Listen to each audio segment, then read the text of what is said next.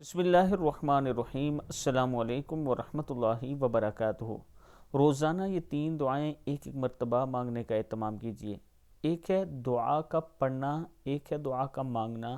یہ دعائیں صرف پڑھنی نہیں ہیں بلکہ سچے دل سے مانگنی ہیں۔ پہلی ہے اللہم انی اسألک حسن الخاتمہ، اے میرے پیارے اللہ، میں آپ سے اچھے خاتمے کا سوال کرتا ہوں۔ اللہم ارزقنی توبۃ نصوحا قبل الموت، اے میرے پیارے اللہ، موت سے پہلے سچی توبہ کی توفیق نصیب فرما۔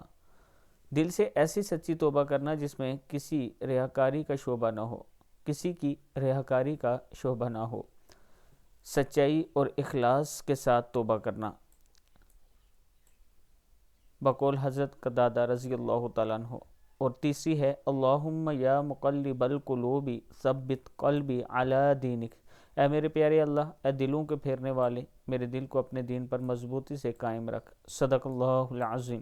اللہ تعالی ہم سب کو اس پر عمل کرنے کی توفیق دے۔